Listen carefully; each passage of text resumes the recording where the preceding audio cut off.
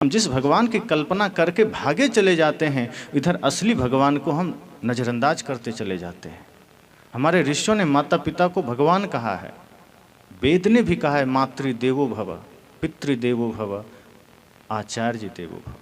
3 देवता की बात वेद भी कहता है और किसी की नहीं कहता। वो कहते हैं माता देवता है, पिता देवता है, गुरु देवता है। अगर हमारे प्राचीन ग्रंथ की ही हम बात करें वेद की, तो वो 3 देवता की बात करते हैं, माता पिता गुरुदेव। लेकिन आज का आदमी माता पिता गुरुदेव को छोड़कर भगवान के पीछे भाग रहा है और माता पिता को तो कुछ समझता ही नहीं है।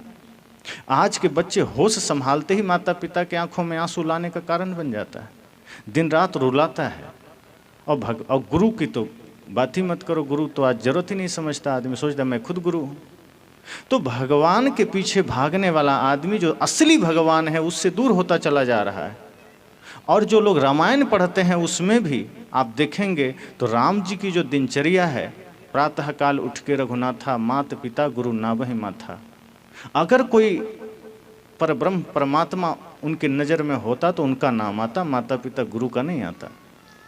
तो ये भी कहा जाता प्रातःकाल उठ के रघुनाथा शिव जी को नावहि माथा, या फिर दुर्गा जी को नावहि माथा। ऐसा नहीं है। ये है माता पिता गुरु नावहि माथा। जो माता हैं, पिता हैं, गुरु हैं, उनको शीश झुकाते हैं। अर्थात राम जी की नज़र में भी माता पिता गुरु ही श्रेष्ठ हैं। तो आज का इंसान माता पिता गुरु से भाग रहा है। आज का इंसान अब इंसान से भाग रहा है। मैंने पहले ही कहा था, इंसान का दुश्मन इंसान बन बैठा है। और इंसान के इस विकृत रूप का प्रभाव हमारे समाज पर पड़ा है, हमारे बच्चों पर पड़ा है। तो भगवान की कल्पना तो बड़ी प्यारी हुई, लेकिन उस भगवान की मान्यता बड़ी अंधी हो गई। और सदगुरु कबीर इसी अंध मान्यताओं पर चोट करते हैं। सदगुरु कबीर की बातें लोगों को इसलिए नहीं पचती, सदगुरु कबीर की बातें इसलिए हजम नहीं होती, इसलिए सदगुरु कबीर का नाम सुनते ही लोग घबरा जाते हैं कि ये तो हिंदू विरोधी हैं, ये तो भगवान विरोधी, सीधे बोल देते हैं। जबकि गहराई से सोचिए तो मानवता के सबसे बड़े हितैषी सदगुरु कबीर हैं, और सच्चे भगवान को जागृत करने वाले सबसे बड़े अगर कोई महापुरुष हैं सदगुरु कबीर हैं। लोगों को पाखंड आडंबर में लगाने वाले लोग तो बहुत मिल जाएंगे, उलझाने वाले लोग तो बहुत मिल जाएंगे, गलत रास्ते पर ले जाने वाले तो बहुत मिल जाएंगे, लक्ष्य से भटकाने वाले बहुत मिल जाएंगे, पर जीवन में सच्चा बोध कराने वाले सदगुरु कबीर जैसे महापुरुष कोई बिरले ही मिलेंगे। और जो लोग सदगुरु कबीर को मानते हैं वो अपने आप को ये ना मान ले कि मैं कबीरपंथी हो गया, वो फिर सिर्फ इंसान बन जाए, इतना ही काफ़ी है। क्योंकि मैं एक दिन इस पर विचार कर रहा था, कुछ लोगों ने प्रश्न भी किया था कि ब्राह्मणवाद की जो समस्या है ये बहुत बढ़ता जा रहा है। तो इस पर जब मैंने विचार किया तो ये पाया कि ब्राह्मणवादी व्यवस्था या ब्राह्मणवाद अब सिर्फ जाति सूचक नहीं रह गया है कि कोई ब्राह्मण समाज से वही ऐसा करता है। अब ये ब्राह्मणवाद की जो बात है ये कबीरपंथ में भी शुरू हो गया है, बौद्धों में भी शुरू हो गया है, जैनों में भी शुरू हो गया है, सब जगह शुरू हो गया है।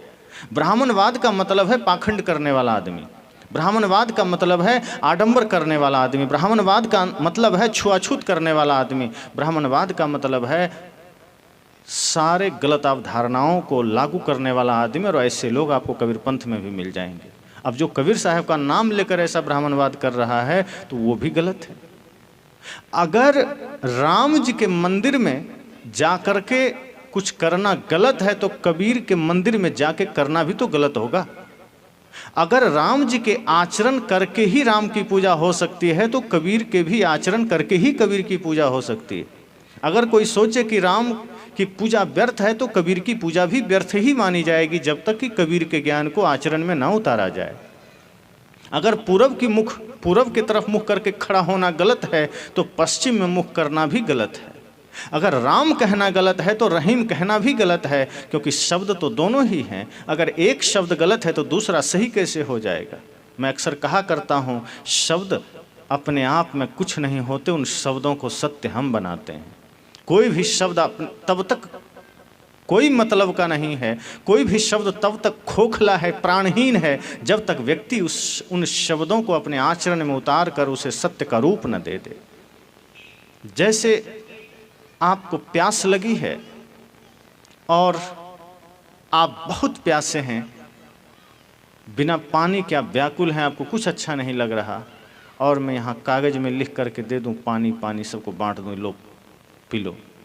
अब कागज़ में लिखे हुए शब्द से आपकी प्यास अगर बुझ जाए तो बताइए। वो कागज़ में लिखा हुआ शब्द मात्र शब्द है, उससे कभी भी प्यास नहीं बुझ सकती, क्योंकि वो शब्द है और शब्द झूठ होता है।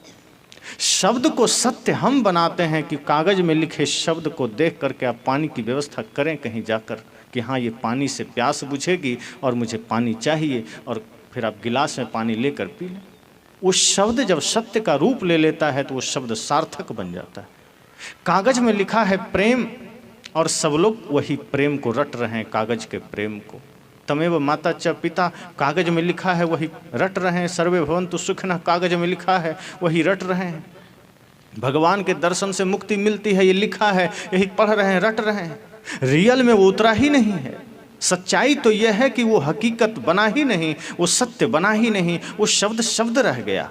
तो भगवान की जो कल्पना हुई है शब्दों का जाल ही तो है। और खेल चलता है। बंगाल के लोग जब भगवान की पूजा करते हैं मांस भी चढ़ा देते हैं, क्योंकि वो मांसाहारी होते हैं, और जो लोग शाकाहारी होते हैं वो फूल चढ़ाते हैं, मिठाई चढ़ाते हैं, फल चढ़ाते हैं। तो आदमी जैसा है वैसा भगवान का कल्पना कर लिया और अपने हिसाब से भगवान को चलाना शुरू कर दिया, और उसी में कोई हमारे समाज का अगुआ बन जाता है, पुजारी बन जाता है। तो उधर कोई पुजारी बना तो हम कहते हैं तो राम का पुजारी है, कृष्ण का पुजारी है, महादेव का पुजारी है, माता रानी का पुजारी है, तो ढोंगी आदमी है। लेकिन यहाँ कबीर पंथ में कबीर का भी पुजारी लोग बन बैठा है, वो और महाढोंगी है। चलो वो तो फिर भी भगवान की कल्पना ही ऐसी है कि वहाँ पुजारी बन बैठा है। जिस कल्पना का विरोध सदगुरु कबीर ने किया, जिस पाखंड का विरोध सदगुरु कबीर ने किया, जिस आडंबर का विरोध सदगुरु कबीर ने किया, अगर उनके नाम पर भी कोई पुजारी बन बैठा है तो ये तो और ज़्यादा खतरनाक है। ये तो ऐसा ही हुआ कि किसी को रखवाली के लिए खड़ा किया गया कि तुम इस घर की रखवाली करो, और वही सामान चोरी करके भाग जाए। दूसरा चुराया तब तो कोई बात नहीं, चोरी कर सकता था दूसरा आदमी, लेकिन जो रक्षा के लिए खड़ा था वही चुरा लिया। जो सदगुरु कबीर पाखंड विरोधी हैं, जो सदगुरु कबीर जातिवाद के विरोधी हैं, छुआछूत के विरोधी हैं, उनके अनुयायी, उनको मानने वाले ही वो काम करने लगे जिसके खिलाफ सदगुरु कबीर थे। तो ये तो और खतरनाक मामला हो गया। और सदगुरु कबीर के मंदिर बनते हैं अब, और लोग बोलते हैं गगन मंडल से उतरे सदगुरु सत्य कबीर, अन्न आहार करता नहीं ताका नाम कबीर। अब कबीर साहब भी अन्न आहार करना छोड़ दिए लोगों की नज़र में। अपने गुरु, अपने भगवान को हम इस कदर ऊंचा बना देते हैं कि उनको भोजन से भी मुक्त कर देते हैं, लेकिन मंदिर में ले जाके हम भोग चढ़ाते हैं। प्रार्थना में कहते हैं भगवान भोजन नहीं करते, अब मंदिर में ले जाके भर भर थाली भोजन लगाते हैं कि भगवान भोजन कर लो। मजाक नहीं तो और क्या है। तो जितने सारे आडंबर इस धरती पर फैले हैं, जितने सारे पाखंड फैले हैं, सच में भगवान होते तो 1 मिनट में दूर कर देते।